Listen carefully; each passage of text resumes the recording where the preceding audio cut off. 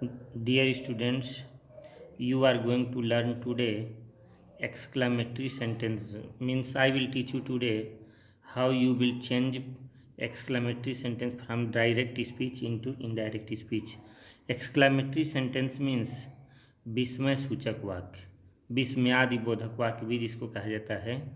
Means a kind of sentence from which सारो, Joy, approval यानी अनुमोदन या प्रशंसा, और सरप्राइज, ऐसे भी बहुत सारी चीज़ें, कंटेम्प्ट भी हो सकते हैं.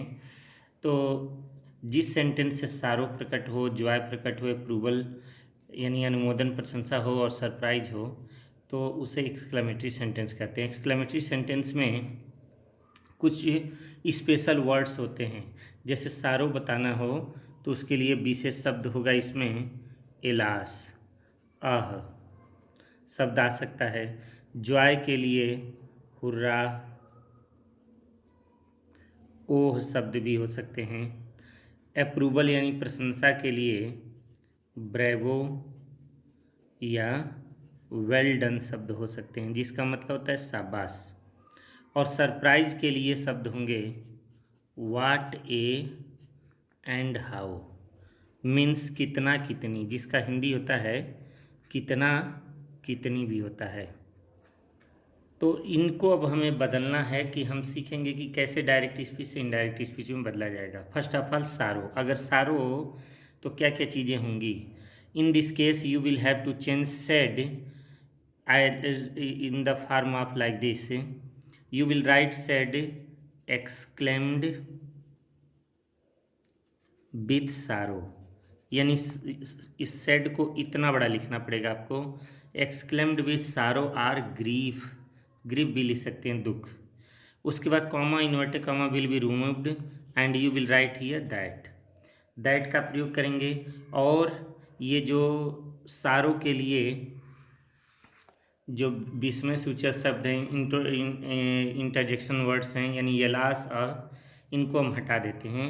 और जैसे सिंपल सेंटेंस बनाया जाता है, जैसे असर्टिव सेंटेंस बनाया, बस वैसे चेंज करेंगे.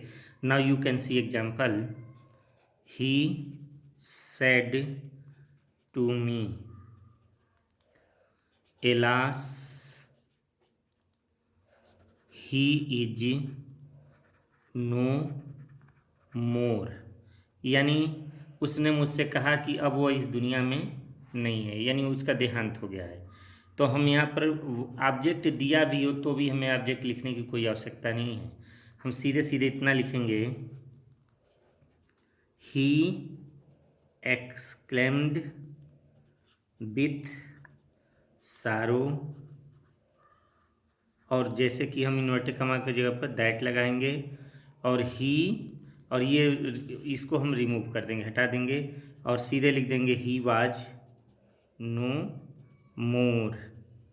यानी वह उस दुनिया में नहीं था. टेंस बदल जाएगा, बाकी कोई चीज़ बदलना नहीं है. After that I will teach you how you will have to change joy. यानी अगर प्रसन्नता प्रकट हो तो क्या क्या चीज़ें करेंगे आप. In the same way you will write said just like this, exclaimed with joy और डिलाइट. इसको आप ऐसे लिखेंगे, एक्सक्लेम्ड विथ जॉय या डिलाइट, जिसे यहाँ पे एक्सक्लेम्ड विथ सारो कर दिए थे. दैट का प्रयोग फिर से एक बार होगा. और हम ये एक्सक्लेमेटरी वर्ड्स हैं, जो इंटरजेक्शन वर्ड्स हैं, हुर्रा, ओ, इनको हम हटा देंगे. For example, I said to him hurrah I have got the first prize. अगर ऐसे लिखा हो कि खुशी है कि मैं प्रथम पुरस्कार जीता हूँ, तो हम यहाँ पर लिखेंगे एक्सक्लेम्ड विथ जॉय दैट. अब ये हुर्रा शब्द यहाँ से हट जाएगा. और आई, चूंकि यहाँ पर भी फर्स्ट सब्जेक्ट, कोई चेंज नहीं करेंगे. I got the first prize, बस इसको ऐसे लिख देंगे। आफ्टर दैट कम्स अप्रूवल, यानी अनुमोदन या प्रशंसा। तो अगर अनुमोदन, किसी को प्रशंसा किया गया, किसी की बड़ाई की गई है, तो उस अवस्था में क्या करेंगे, हम यहाँ पर लिखेंगे इस रिपोर्टिंग वर्ड सेड की जगह पर एडमायर्ड आर प्रेज्ड सेइंग लिखना पड़ेगा आपको। एडमायर्ड आर प्रेज्ड सेइंग, और फिर जैसे हम दैट को इन्वर्टेड कामा की जगह पर लिख रहे हैं उसी तरह दैट लिखेंगे, और अप्रूवल वर्ड यानी ब्रेवो और वेल डन को हम हटा देंगे। For example, you can see here, I said to him, मैंने उससे कहा, bravo you got the first prize, यानी शाबाश तुम प्रथम पुरस्कार पाए, मैंने उसको शाबाशी दी। तो यहाँ पर हम ऑब्जेक्ट जो दिया उसको लिखेंगे, आई एडमायर्ड हिम सेइंग, और तब लिखेंगे दैट, यू बदलेगा हिम के अकॉर्डिंग तो ही हो जाएगा, और ये इसको हम हटा देंगे, he had got the first prize. After that I will teach you the fourth surprise, यानी आश्चर्य प्रकट होने पर आप क्या करेंगे। तो सरप्राइज प्रकट करने के लिए, यानी आश्चर्य प्रकट करने के लिए वाट ए या हाउ हिंदी में आता है, कितना कितनी। तो ऐसी स्थिति में रिपोर्टिंग वर्ब सेड को हम लिखेंगे EXCLAIMED, बस एक्सक्लेम्ड कर देंगे, सिर्फ क्या करेंगे एक्सक्लेम्ड लिखेंगे, बाकी आगे कुछ नहीं जोड़ेंगे।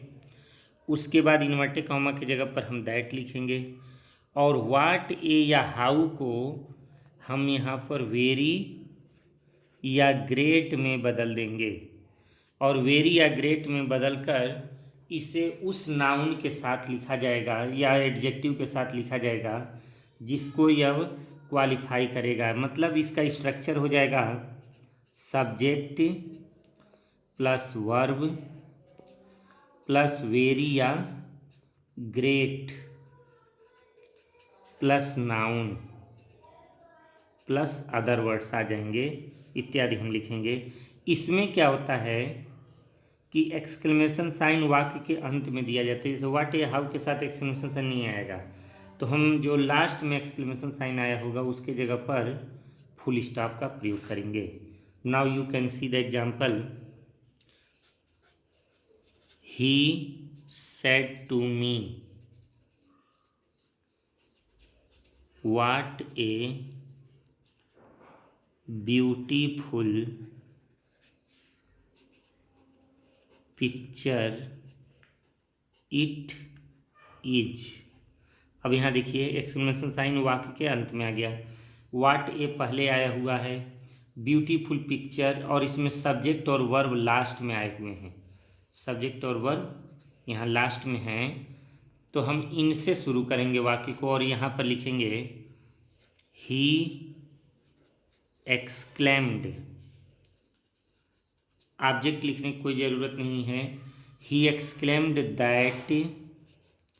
अब इट इज को पहले ले चलेंगे हम लोग, तो ये हो जाएगा इट वाज, और वाट ए की जगह पर अब वाट इट इज अब आगे आ गया तो बाकी सब ऐसे शुरू होगा, वाट ए ब्यूटीफुल पिक्चर, तो हम यहाँ पर लिखेंगे इट वाज वेरी, और उसके बाद ब्यूटीफुल पिक्चर। इसी तरह अगर हाउ भी हो तो भी हम इसको ठीक ऐसे ही लिखेंगे, जैसे आप देख सकते हैं, I said how long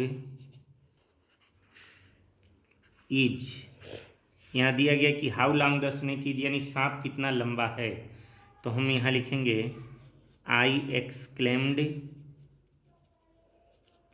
that, अब द स्नेक को आगे लाएंगे और उसके बाद इज को, तो द स्नेक हो जाएगा, और इज का पास्ट टेंस वाज हो जाएगा, और हाउ लॉन्ग के जगह पर हम लिखेंगे the snake was very long. Okay, और यहाँ पर हम फुल एक्सक्लेमेशन साइन की जगह पर फुल स्टॉप का प्रयोग करेंगे। These are the rules of exclamatory sentence. Okay, thank you.